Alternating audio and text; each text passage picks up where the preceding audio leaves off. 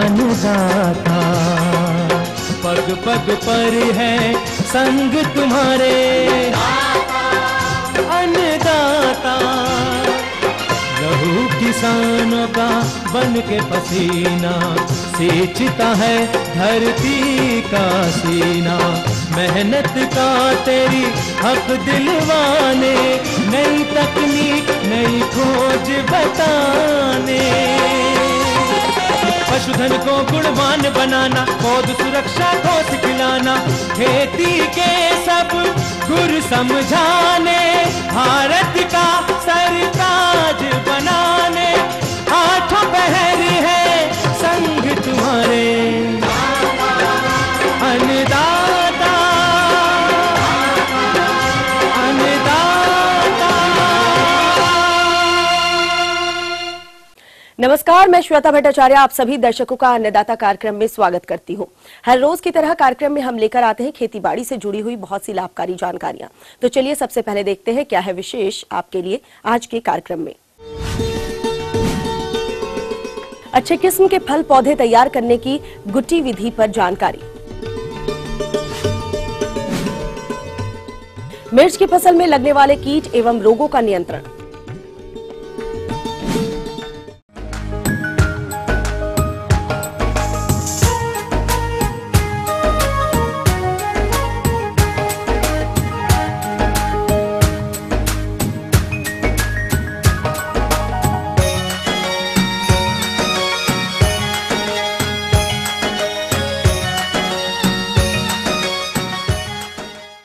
नए फल बाग लगाने के लिए सबसे उपयुक्त समय चल रहा है और इस कार्य हेतु नए उन्नत किस्मों के पौध तैयार करने की आवश्यकता है, जिन्हें कई विधियों से तैयार किया जाता है।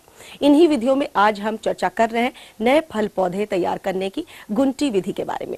इस विषय पर जानकारी देने के लिए हमारे बीच मौजूद है कृषि विज्ञान केंद्र जिला कटिहार के कृषि वैज्ञानिका डॉक्टर सुनीता कुशवाहा। देखिए, जो गुटी बांधना यानी कि लेयरिंग, जिसको लेयरिंग कहा जाता है, इसका कार्य उन तरीके के उन पौधों का चुनाव इसमें किया जाता है में जिसका कि तना आगे की जो टहनी होती है वो काफी कोमल होती है। जैसे कि आपका अमरूद हो गया और अनार हो गया या लीची हो गया और नींबू हो गया, इस तरीके के पौधों में आप लेयरिंग कर सकते हैं। हम अपने युवाओं को ये बताना चाहते हैं कि आप जो भी कार्य करें उसमें इस बात का ध्यान रखें कि उसका मार्केट, जो नर्सरी बनाएंगे वो पौधे आपके बिक्री होने के लिए बाजार में किस तरीके से उपलब्ध होंगे। तो याद रखिए कि जो बाजार में जिस प्रभेद का ज्यादा डिमांड हो, जैसे कि यदि आम की बात करें, जैसे ग्राफ्टिंग किया जाता है आम में, तो उसमें आप मालदा का चयन कर सकते हैं, दशहरी का और बॉम्बे का कर सकते हैं, जो काफी पॉपुलर है। इसके साथ साथ अगर लीची बना रहे हैं तो लीची में आप शाही लीची का कटिंग ज्यादा बनाएं, लेयरिंग ज्यादा बनाएं, क्योंकि शाही लीची का डिमांड सबसे ज्यादा होता है।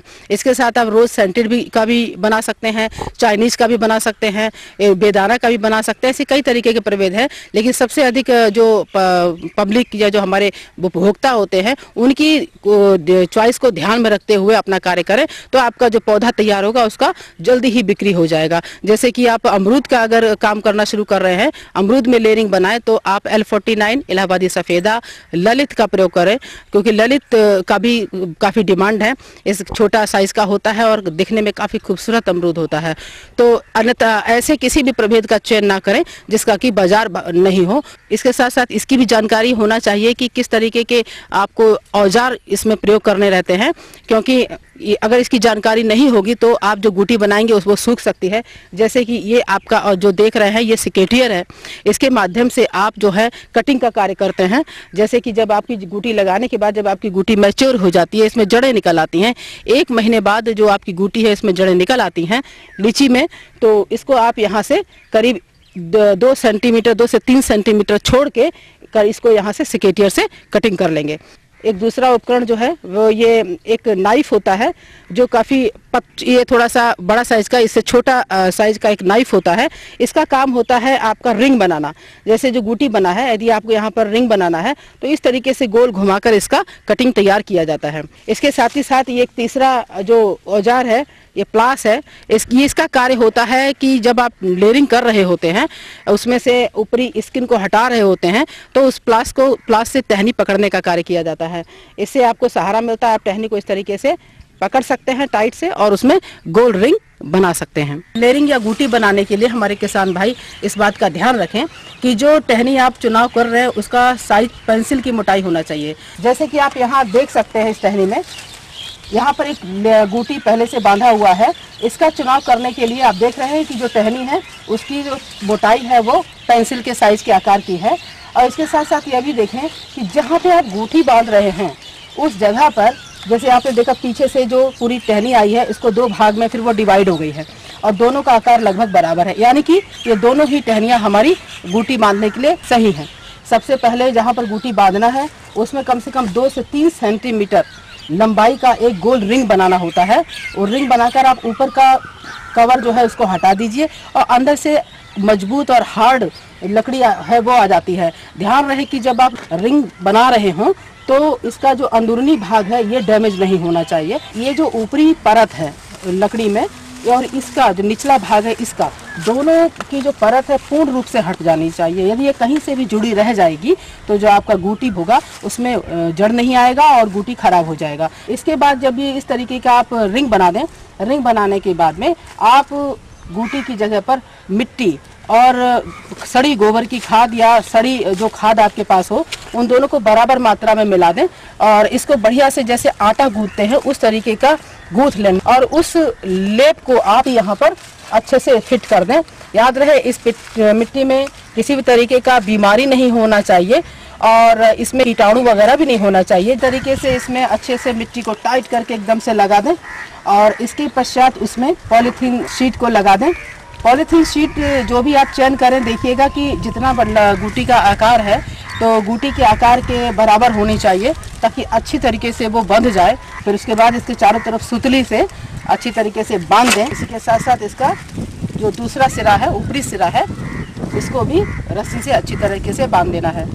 कहीं से भी कोई भाग खुला नहीं रहना चाहिए। खुला रहने की स्थिति में जो मिट्टी है उसकी नमी है वो दूर हो जाएगी और ऐसा होने पर जो जड़ आएगी वह अच्छे से नहीं आ पाएगी और गुटी आपका खराब हो सकता है। इस समय बरसात का मौसम होता है, वातावरण में नमी काफी होती है, तापमान भी कम होता है, जिसकी वजह से गुटी में आपकी जड़ें काफी अच्छे निकलती हैं, अन्यथा आपकी मिट्टी सूख जाएगी और काफी नुकसान उठाना पड़ सकता है। इसके साथ साथ एक बात और भी ध्यान देना आवश्यक है कि जो गुटी जिस बागान में आप लगाए हुए हैं, यदि भाइयों किसान भाइयों बरसात बीच में रुक जाती है या 2 से 3 सप्ताह तक बारिश नहीं होती है तो ऐसी अवस्था में आप अपने पास एक स्प्रिंकलर सिस्टम रखें जिससे कि पूरे पौधे पर बरसात की तरह से स्प्रिंकलर पानी फेंक दे तो गुटी जो है वे भीग जाएगी और इसमें रूट्स आती रहेंगी। अगर यदि ऐसा नहीं करते हैं तो कम से कम बगीचे की सिंचाई बराबर करते रहें ताकि पौधे में पानी की कमी ना हो सके। हम आपसे ये बताना चाहते हैं कि यदि आप लेयरिंग का काम शुरू करने जा रहे हैं या बागान नर्सरी का काम शुरू करने जा रहे हैं तो सबसे पहले आपका प्रशिक्षण लेना अत्यंत आवश्यक है। इसके लिए आप हमारे बिहार में स्थित बिहार कृषि विश्वविद्यालय सबौर भागलपुर से या फिर कृषि विज्ञान केंद्र अपने जिला में कृषि विज्ञान केंद्र कटिहार से प्रशिक्षण ले सकते हैं। इसमें आपको 10 से 15 दिन के प्रशिक्षण में ये बताया जाएगा कि किस तरीके से आप पौधों में ग्राफ्टिंग करें, उसमें गुटी बनाएं, कलम बनाएं या कटिंग करें।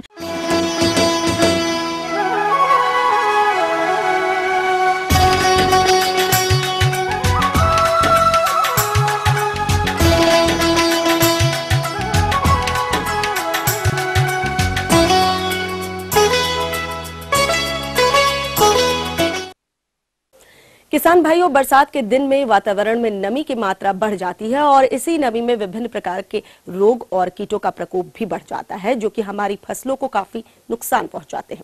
इसलिए आज हम बात कर रहे हैं मिर्च की फसल में लगने वाले कीट और रोगों के नियंत्रण के बारे में। तो जिन किसान भाइयों ने मिर्च की फसल लगा रखी है वो इन रोगों और कीट का नियंत्रण कैसे करेंगे, इसकी जानकारी के लिए मिलते हैं एक कृषि वैज्ञानिक डॉक्टर SS बघेल से। तो हम किसान भाइयों को सबसे पहले तो बात करेंगे, अगर कीटों की समस्या की जब हम बात करते हैं तो उसमें ये देखा जाता है कि जो हमारे रस चूसक कीट हैं प्रमुख रूप से एफिड, जैसिड और जो हमारे थ्रिप्स हैं या सफेद मक्खी है, इस प्रकार के जो कीट हैं इनकी समस्या बहुतायत में हमारी मिर्च की फसल में पाई जाती है। तो इसके लिए सर्वप्रथम सबसे सही उपाय है नीम का तेल। नीम का तेल जो समन्वित कीट नियंत्रण के अंतर्गत आता है, इसकी हम 5 ml मात्रा प्रति लीटर पानी में घोल बनाकर अगर हम इसका छिड़काव करते हैं तो निश्चित रूप से आपकी फसल में जो कीट हैं उनकी समस्या धीरे धीरे कम हो जाएगी। अगर बहुतायत में आपकी समस्या जो कीटों की देखी जा रही है और खेत में बहुत अधिक मात्रा में कीट दिखाई दे रहे हैं, तो ऐसे में आपको रासायनिक जो दवाइयां हैं उनका अंतिम विकल्प के रूप में उपयोग करना पड़ेगा और उसके लिए इमेडाक्लोपिड जो दवा है उसकी 1 ml मात्रा प्रति लीटर पानी में घोल बनाकर अगर हम उसका छिड़काव करते हैं तो निश्चित रूप से आप अपनी मिर्च की फसल में जो कीटों की जो समस्या है उससे निजात पा सकते हैं। इसके अलावा कई बार देखा जाता है कि हमारी मिर्च की फसल में इल्लियों की समस्या भी दिखाई देने लगती है और इसके निदान के लिए आपको चाहिए कि आप प्रारंभिक अवस्था में अच्छे तरीके से खेतों का निरीक्षण करें। निरीक्षण करने के बाद अगर कहीं आपको इल्लियों की समस्या दिखाई देती है तो आप हमारे किसान भाई रासायनिक दवा के रूप में क्लोरोपाइरीफास इस दवा का 1 से 2 ml मात्रा प्रति लीटर पानी में घोल बनाकर लगभग 15 से 20 दिनों के अंतराल में 1-2 बार उसका छिड़काव कर दें तो आपको इस प्रकार की कीटों की समस्या से निजात मिल जाएगा। अब आती है बात समन्वित कीट नियंत्रण की। इसके अंतर्गत तो हमारे किसान भाई खरपतवारों का नियंत्रण करें, मेड़ों के आसपास कचरों को साफ करें, साथ ही साथ हमारे खेत में जो हम यूरिया देते हैं या हमारा उर्वरक देते हैं उसकी संतुलित मात्रा में ही उपयोग करें और जो हमारी खूंटियां लगाने की जो विधि है कि हम टी आकार की खूंटियां खेतों के बीच बीच में कहीं कहीं पर लगा दें। साथ ही साथ फेरोमोन ट्रैप है या लाइट ट्रैप है, इनके माध्यम से भी आप विभिन्न प्रकार के कीटों की जो समस्या है उससे निदान पा सकते हैं, उनकी जानकारी देख सकते हैं कि कौन से कीट आ रहे हैं, उसके हिसाब से आप दवाइयों का छिड़काव आपके खेतों में कर सकते हैं। अब आते हैं हम फल, हमारे जो मिर्च उत्पादक कृषक हैं उनमें बीमारियों की भी समस्या बहुत ज़्यादा मिर्च की फसल में देखी जाती है। बीमारियां उसमें सबसे पहली बीमारी आती है एंथ्रेक्नस रोग। इसमें यह देखा गया है कि कई बार हमारी जो फलियां हैं वो फलियों में पत्तियों में जो है पत्तियों का किनारा धीरे धीरे काला होने लगता है और धीरे धीरे पत्तियां सूखने लगती हैं और साथ ही साथ फलों में भी एंथ्रेक्नोज के कारण फलों का किनारा धीरे धीरे सूखने लगता है और फल भी सूखकर गिर जाते हैं, पत्तियां सूखकर गिर जाती हैं और कई बार तो पूरा पौधा ही धीरे धीरे नष्ट हो जाता है।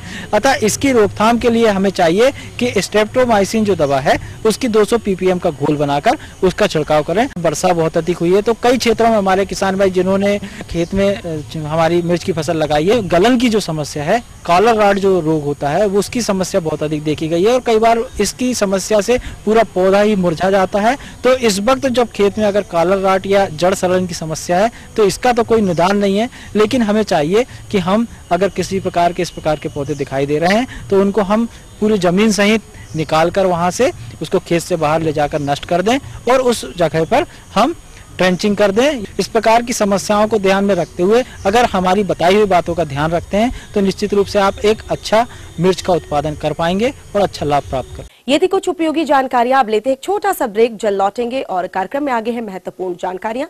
बने रहिए हमारे साथ। मौसम आधारित साप्ताहिक कृषि सलाह।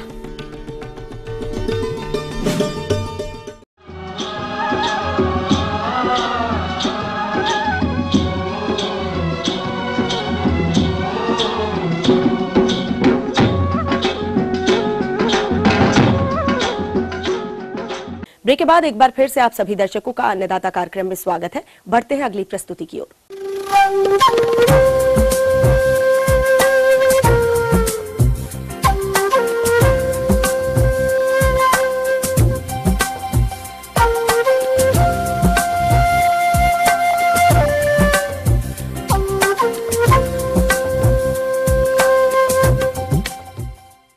मौसम के अनुसार प्रबंधनों पर टिकी है आपकी खेती बाड़ी, इसलिए मौसम पूर्वानुमान और उस पर आधारित साप्ताहिक कृषि सलाह इस प्रकार है। भारत मौसम विभाग, ग्रामीण कृषि मौसम सेवा, बिरसा कृषि विश्वविद्यालय रांची तथा राजेंद्र कृषि विश्वविद्यालय पूसा समस्तीपुर द्वारा भेजे गए मौसम पूर्वानुमान के आधार पर किसान भाइयों को सलाह दी जाती है कि जो किसान भाई जुलाई के द्वितीय सप्ताह में धान की रोपाई कर दिए हों तो वह खरपतवारों को निकालकर 45 किलोग्राम यूरिया का परिवेशन करें। मक्का की फसल में जल निकास की व्यवस्था करें तथा समय पर बोई गई अरहर की फसल अभी शाकीय वृद्धि अवस्था में है। अतः इस फसल में जल जमाव न होने दें। लगातार वर्षा होने की स्थिति में मूंग उड़द की फसल में भी जल निकासी हेतु नालियों का निर्माण करें। हल्दी एवं अदरक की फसल में खरपतवारों को निकालकर मिट्टी चढ़ाने के समय 28 किलोग्राम यूरिया एवं पोटास 34 किलोग्राम प्रति हेक्टेयर की दर से डालें। ओल के पौधों के तनों के चारों तरफ 3 से 4 ग्राम यूरिया एवं 3 ग्राम MOP प्रति पौधे के पास डालें। ध्यान रहे कि उर्वरक का सीधा संपर्क पौधों के तनों के पास न हो पाए। इस समय सब्जी वर्गीय फसलों की जो नर्सरियां तैयार हो चुकी हैं, उनके पौधों की रोपाई का कार्य करें। देर से बोई गई मक्का की फसल में 30 दिनों के बाद 30 किलोग्राम यूरिया प्रति एकड़ की दर से प्रयोग करें। जो किसान भाई समय से इसकी बुआई किए हैं, उनकी फसल इस समय 60 दिनों की होने जा रही है। इस अवस्था में यूरिया का भुरकाव करें। फसल में कहीं कहीं धड़ छेदक कीटों का आक्रमण हो रहा है, जिससे शीर्ष का पत्ता सफेद हो रहा है। इससे बचाव के लिए दानेदार कीटनाशी कार्बोफ्यूरान 3G दवा 8 से 10 दाना प्रति गाभा में डालें। इस समय मूंगफली की फसल में टिक्का तथा पत्ती धब्बा रोग के आक्रमण की संभावना है, अतः इसके नियंत्रण हेतु मैनकोजेब 2 ग्राम दवा प्रति 1 लीटर पानी में घोल बनाकर साफ मौसम को देखते हुए छिड़काव करें तथा दवा के घोल में सेंडोविट अथवा टिपॉल 5 मिलीलीटर प्रति 10 लीटर में अवश्य मिलाएं। मूली की बुआई समय रहते करें। इसके लिए उन्नत किस्में इस प्रकार से हैं: पूसा चेतकी, पूसा हिमानी, जापानी सफेद, पूसा रश्मि, पंजाब सफेद इत्यादि उन्नत प्रभेद हैं। परवल की रोपाई का उपयुक्त समय है, अतः इसकी रोपनी का कार्य करें। बरसात के मौसम में दुधारू पशुओं को हरे चारे के साथ साथ सूखा चारा 50:50 में खिलाएं। साथ ही 20 से 30 ग्राम खनिज मिश्रण व नमक प्रतिदिन दें। पशुओं में खुरपका मुंहपका रोग के लक्षण दिखाई दे रहे हो तो इसके बचाव हेतु पशुओं के मुंह में फिटकरी या पोटास के घोल से तथा खुरों को फिनाइल से धोबें। अगर टीकाकरण नहीं हुआ है तो पशु चिकित्सक की सलाह लेकर टीकाकरण अवश्य कराएं। आगे और भी है कुछ रोचक जानकारियां, पर यहाँ पर रुकेंगे एक और कमर्शियल ब्रेक के लिए। जल्द हाजिर होते हैं। आइए झारखंड की सैर पर चलते हैं। खूबसूरती, प्राकृतिक संपदा और विकास की अपार संभावनाएं हैं यहाँ। पर उन्नति की राह पर ये कैसे गति अवरोधक है? खोजेंगे इन्हें, निकालेंगे हल जोहार झारखंड में।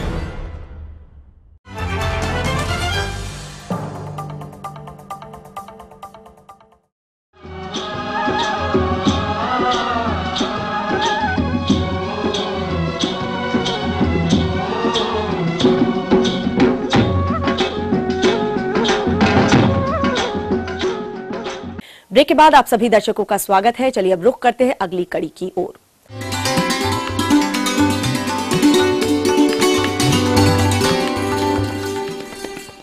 अन्नदाता हेल्पलाइन निशुल्क फोन संपर्क सेवा के माध्यम से आपके द्वारा पूछे गए प्रश्नों में से 1 या 2 महत्वपूर्ण प्रश्नों को हम अपने कार्यक्रम में शामिल करते हैं। इसी के तहत आज का चयनित प्रश्न और उसका जवाब इस प्रकार से है। निःशुल्क अन्नदाता हेल्पलाइन में आज हमने जिस प्रश्न को शामिल किया है उसे पूछा है जिला दरभंगा के अमर यादव ने। आपने दुधारू पशुओं में संतुलित आहार प्रबंधन पर जानकारी चाहिए, तो इसके लिए देखिए कार्यक्रम का यह अंश।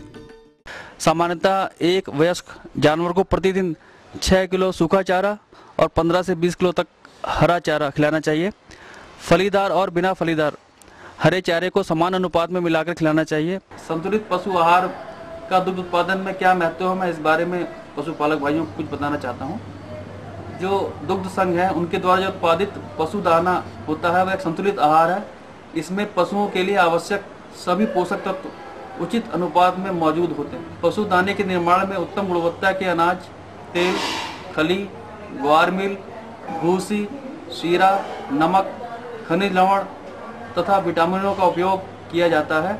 ये महंगा नहीं होता है और पशु इसे बहुत ही चाव से खाता है। प्रोटीन, ऊर्जा, खनिज और विटामिन से भरपूर पशु आहार से जानवर स्वस्थ रहते हैं, उनका विकास अच्छा होता है। गर्भ में पल रहे बच्चे को समुचित विकास होता है और इसको खिलाने से किसानों को लाभ ज़्यादा होता है।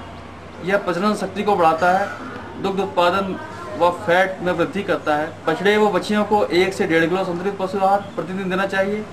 दुधारू पशुओं को स्वस्थ रखने के लिए 2 किलो पशु आहार और प्रति लीटर उत्पादन दूध के लिए गाय को 400 ग्राम तथा भैंस को आधा किलो संतुलित पशु आहार खिलाना चाहिए। जो ब्याने वाली गाय भैंसें हैं उनको 1 किलो पशु आहार व 1 किलो अच्छी गुणवत्ता की खली गर्भावस्था के अंतिम 2 महीने में देना चाहिए। अब एक मैं उदाहरण दे दूँ आपको, जैसे कोई गाय जो है 6 किलो दूध प्रतिदिन दे रही है तो उसको हम 2.5 किलोग्राम जो पशु आहार दूध के लिए देंगे। इसके अतिरिक्त 2 किलो पशु आहार स्वस्थ रहने के लिए देंगे। इस प्रकार कुल मिलाकर 4.5 किलो प्रतिदिन की आवश्यकता हमारे 6 किलो की दूध जो देने वाली गाय है उसके लिए होती है। इसी तरह जो 6 लीटर अगर भैंस दूध दे रही है तो उसको क्या देना चाहिए, तो उसके लिए हम 3 किलोग्राम पशु आहार दूध के लिए देंगे। इसके अतिरिक्त 2 किलो जो पशु आहार है वो स्वस्थ रहने के लिए देंगे।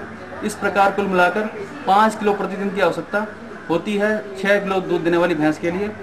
इसी प्रकार गर्भावस्था के अंतिम 2 माह में गाय भैंस के लिए क्या देना चाहिए, तो इसके लिए 1 किलो संतुलित पशु आहार, 1 किलो खली और इसके अतिरिक्त 2 किलो पशु आहार जो स्वस्थ रहने के लिए, कुल मिलाकर 3 किलो प्रतिदिन संतुलित पशु आहार व 1 किलो खली की आवश्यकता अंतिम 2 माह जब गर्भावस्था के रह जाते हैं उस समय देना चाहिए।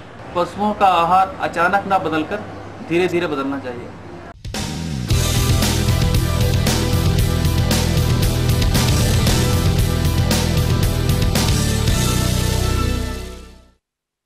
राज्य की विभिन्न मंडियों में कृषि उत्पादों के चढ़ते उतरते बाजार भाव की संक्षिप्त जानकारी इस प्रकार से है।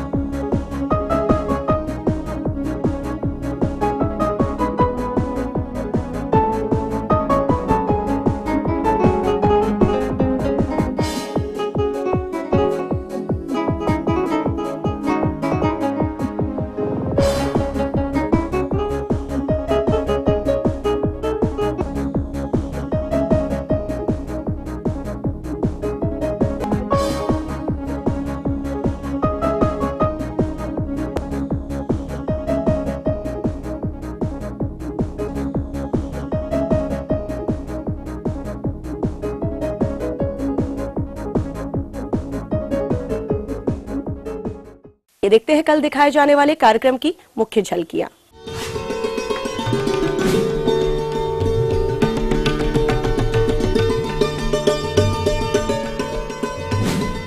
हम ये उम्मीद करते हैं कि आज का कार्यक्रम आप सभी दर्शकों के लिए उपयोगी रहा होगा। किसान भाइयों व अन्नदाता आपकी सेवा के लिए संकल्परत है। कृषि संबंधित समस्या एवं सुझाव के लिए आप हमें इस पते पर संपर्क कर सकते हैं। प्रोड्यूसर अन्नदाता ETV Bihar Jharkhand Ramoji film city Hyderabad 501512। साथ ही आप हमें ईमेल भी कर सकते हैं। हमारा ईमेल एड्रेस है annadatabihar@etv.co.in। इसके अतिरिक्त आप हमें निःशुल्क हेल्पलाइन नंबर 180010084599 पर सोमवार से शनिवार सुबह 10 से शाम 4 बजे के बीच संपर्क कर सकते हैं। फिलहाल अन्नदाता की पूरी टीम को दीजिए इजाजत। कल फिर इसी वक्त आपसे मुलाकात होगी कृषि संबंधित कुछ और रोचक जानकारियों के साथ। नमस्कार।